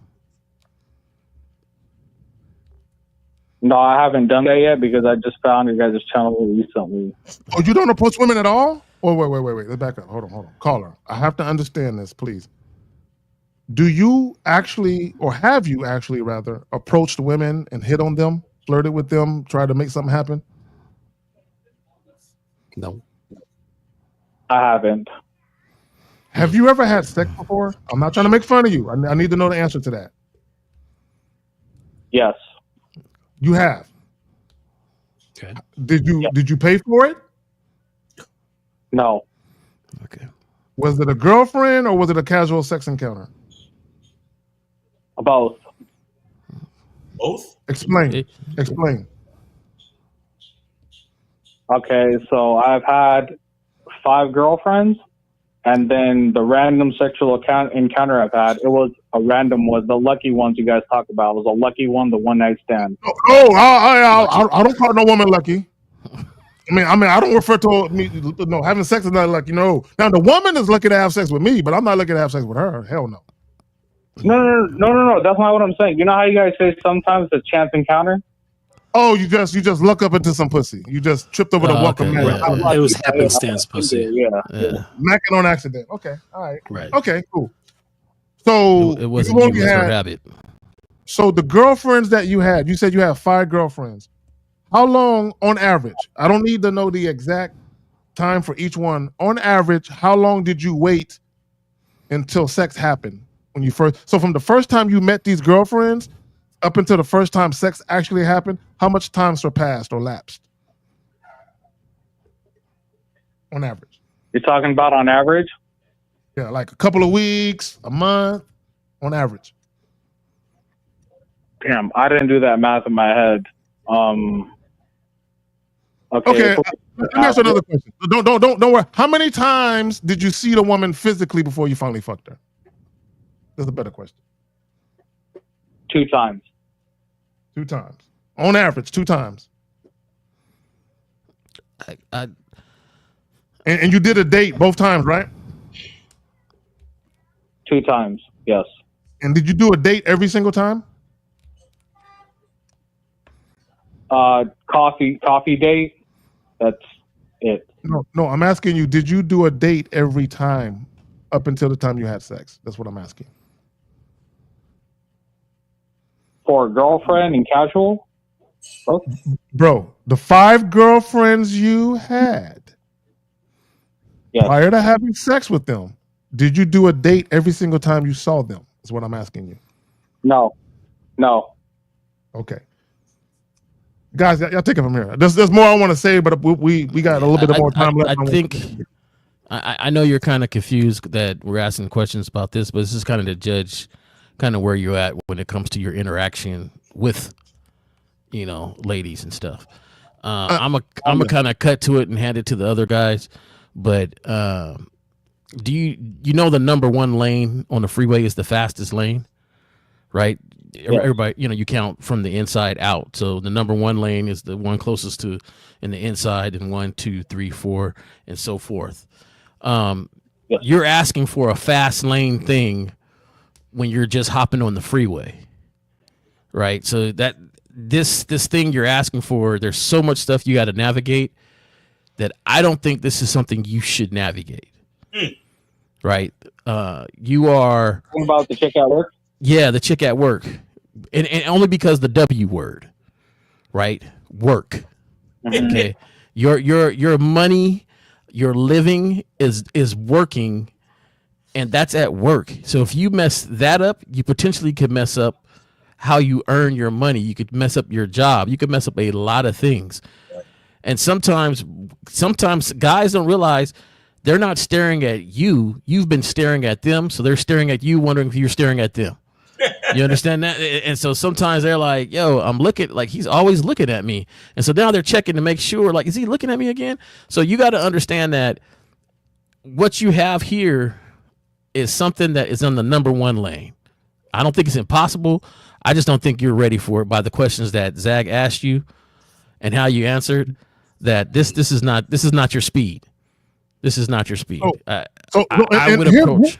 My bad. Go ahead, Zach. I'm going to make this real quick point. I know we're on borrowed time. The point I was trying to get to, caller, is if you're not used or experienced in having casual sex encounters, dealing with women that you work with is not a good idea. Thanks. Yeah. I don't think, even if you are, I think like if you care about your job, just go to fucking work. That's what you're there for, right? It's like the same thing with college. You know what I mean? Like so many students just fucking blow their college load. And there's so many things that you could learn. I partially did that too. Okay. Bro, if I went back to college now, I would fucking destroy. I would destroy that place with the amount of knowledge and oh my God, the free time, no responsibilities. Holy shit. Yeah. But anyway, that's why I waited until I was in my late 20s to go to college because I knew. My daughter's definitely waiting. I'm holding off on that. But anyways, so the thing is though, is that like you get your head out of a fucking vagina, just pull it out, you know, so you can see clearly and go to work and do your job. All right. Like the work thing, even the school thing, but I get it for young guys, students, whatever. It's low hanging fruit. Right. And that just shows that you're lazy. Yeah. You're lazy when it comes to talking to girls. You want to go talk to girls, do it off of work time. Right. Do it on your free time. Do it when you're not working. All right. Put some real effort into it. Not just that chick who happens to be there. And because of your neediness, you're like, ooh, she's real cute. Right. Because I think that if you took her completely out of context, that she would not be as cute as you think she is. She just happens to be perceived this way because she's your only viable option in the environment you spend most of your time in. Yeah. All right, we talk about that at work. I like her. No, the only reason why I think the only reason why I think she's hot, she's my type, she's Latina. Yeah, I think she has a BBL, but I don't know. So what? She's just my type. But so, caller, let me ask you this. Try to pursue it. Let me ask you this. And this is I'm not making fun of you. You know, I don't question your intelligence. You can make fun of me. No, I'm done. That's not my style. What did you hear us say? Like, what did you hear us? Do your job and just get out of there. Yeah. So, the BBL means what to that statement? That's. I know. I'm saying it looks like she has a BBL, but I don't know. Okay, so that still doesn't change. That still doesn't change. And this is the part that kind of irritates me. And I'm gonna be honest with you, because you know this is great information. These gentlemen have been doing this for years, and if they're all saying like, "Hey, this is a ticking time bomb," with this at the job, and your first thought is her BBL. It doesn't seem like you really listened and understood what we're talking about, and that's why I say this is first lane stuff. You're not on the highway. If all you're doing is looking at her BBL, she looks hot. She might be the hottest person that you ever seen, and she's smiling at you because she has to talk to you. Right. Mm-hmm. That's your job. That's the thing. Like, yes, there's hot women. There's hot women everybody interacts with at work. Hear me out. Just hear me out right quick. Hear me out right quick. So when I went into the office, which was like a month ago, about a month and a half ago, right? Oh my God. A month and a half ago, I was telling her a real talk. There was a situation in the parking lot where two couples were about to get it on, right? And I told her that I had to stop it because I have to report these things to her. And wait, stop it. You told her, let me get this fucking straight. You told this woman, hey, there was two people about to fuck, and I put a stop to it. How dare they? Is that what you did? Well, he's working security. You ain't supposed to let him bone in the car. What I told her was I wasn't going to put a stop to it, you know, if I wasn't doing this job, because I have to report these things to her. I have to report these things to her because they look on camera. Oh, wait. Is she your boss? Is this woman your boss? She's the leasing. She's not my boss. She's in the leasing office. She's our client. Oh, she's the a client. That's even worse, bro. You can kill that whole contract, man. Yeah, leave it. That is even worse. Get your head out of your ass, man. It's just a security job. I can just go find a security job somewhere else. I don't give a shit. Wait. So you're just saying you're willing to sacrifice your employment for a piece of ass? Oh, okay. No. Hold on. Hear me out. You just said I'm willing. Hang on. You just said I'm willing to get another job. I don't give a shit about this one. Yeah. You just said that. That means you're willing to sacrifice your employment for a piece of ass. That is so incredibly weak. And what if it goes past you? Because security is a contract. And so what if whatever interactions you guys have blow that whole contract? So now the company you're working for has now lost a contract because no matter what was consensual and was cool at first, she ain't feeling now. Yeah. And a lot of these, just like in every other business, like we're all coaches, we know each other. Networks are smaller than you think. The security business isn't all that big. They all know each other because you want to know what your competition is up to, and there's sometimes alliances and network and all that stuff. Yeah, word gets around. Hear me out. Right? Oh my God! The girl that was about to get it on with the girl that was about to get it on with the guy in the parking lot, right? All I said was I saw her at the gym at work, and she told me to escort her to her car because we have turkeys around there, and she was scared of the turkey. So I was like, I pointed at her, and then she kind of ignored me because she recognized that I knew who she was.